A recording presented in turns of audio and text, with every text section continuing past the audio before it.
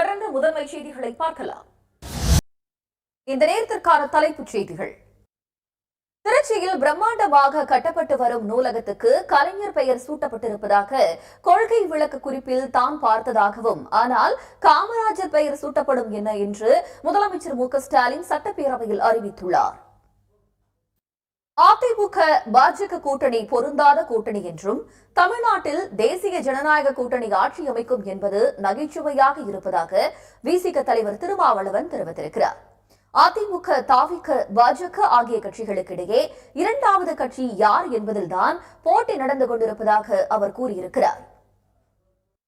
தினம் தினம் ஒரு உச்சத்தை கண்டு வரும் ஆபரண தங்கத்தின் விலை இன்று சவரன் 68,000 ரூபாயை கடந்துள்ளது. கடந்த 3 மாதங்களில் தங்கத்தின் விலை சவரனுக்கு 10,880 ரூபாய் உயர்ந்திருப்பதால் நுகர்வோர் அதிருப்தி அடைந்துள்ளனர். செய்திகளில் தொடர்வது சிறிய இடைவேளை. சென்னை உயர்நீதிமன்ற உத்தரவின்படி உதகை மற்றும் கொடைக்கானல் பகுதிகளில் இன்று முதல் ஜூன் இறுதி வரை சுற்றுலா வாகனங்களுக்கு இ-பாஸ் நடைமுறை அமலுக்கு வந்துள்ளது. உதகைக்கு செல்வதற்கான 6,000 வாகனங்களுக்கு இ-பாஸ் தீர்ந்ததால் வாகனங்கள் திருப்பி அனுப்பப்பட்டு சுற்றுலா பயணிகள் அவதியடைந்துள்ளனர். இனி தமிழ்நாட்டின் முக்கிய நிகழ்வுகளை எக்ஸ்பிரஸ் செய்திகளாக பார்க்கலாம். மணி ஹேஸ்ட் சீரிஸை 15 தடவை யூடியூபில் பார்த்து கர்நாடக SBI வங்கியில் 17 கிலோ தங்க நகைகளை கொள்ளையடித்த மதுரை மாவட்டம் உசிலம்பட்டியைச் சேர்ந்த சகோதரர்கள் உள்ளிட்ட 6 பேரை போலீசார் கைது செய்தனர். வங்கி அருகே ஸ்வீட் கடை நடத்தி முதல் முறையாக கொள்ளையில் ஈடுபட்டவர்கள் 5 மாத விசாரணைக்கு பிறகு கூட்டாக சிக்கியது எப்படி?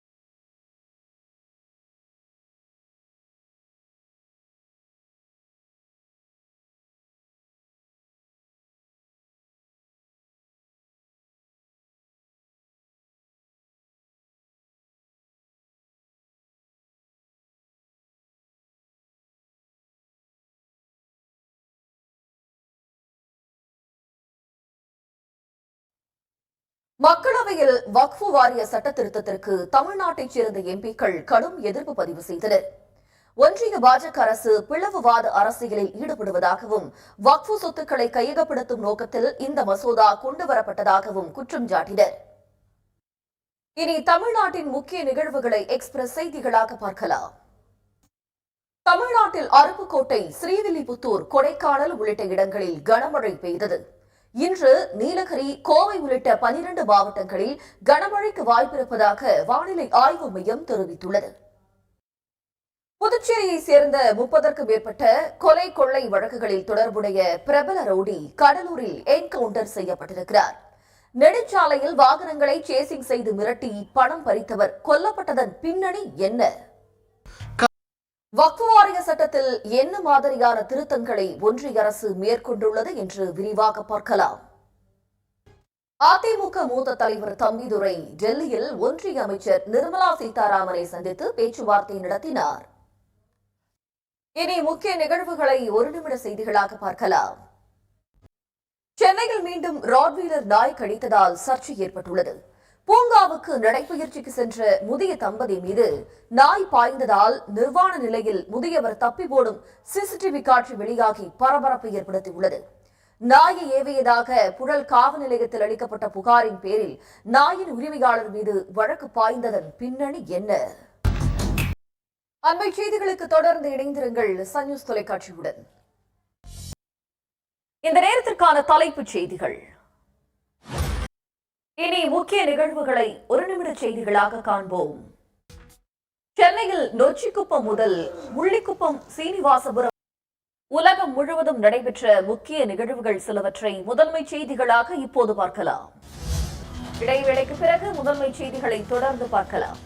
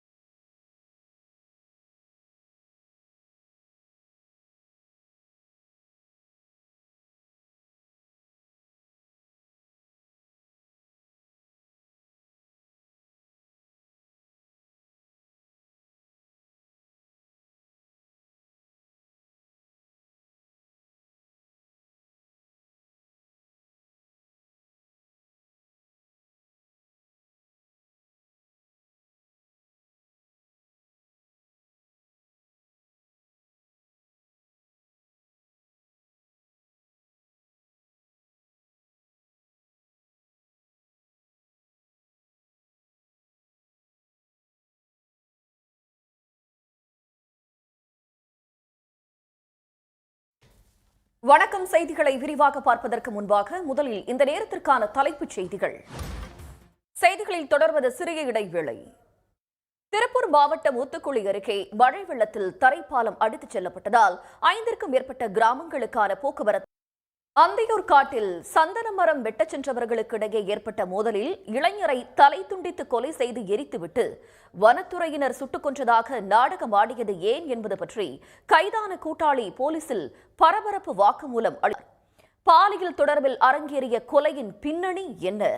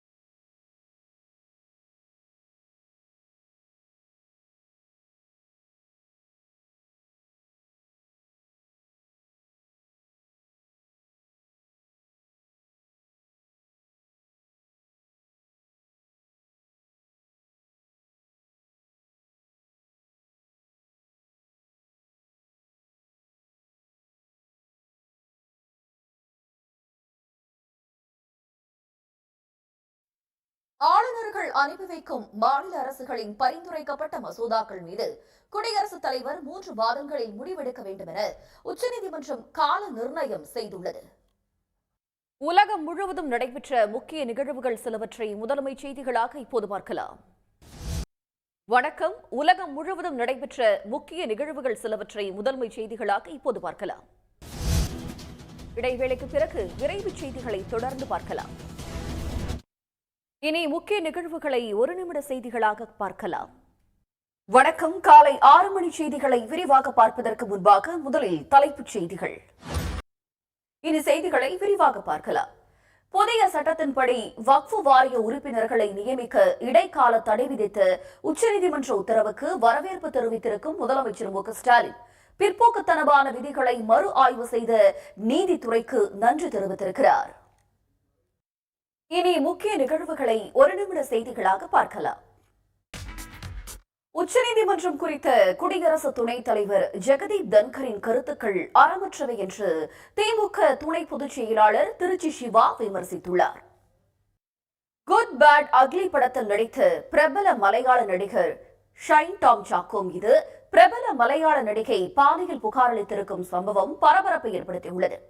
படப்பிடிப்பின் போது போதை மருந்து பயன்படுத்திவிட்டு அத்துமீற முயன்றதாக நடிகை அளித்திருக்கும் புகாரின் பின்னணி என்ன?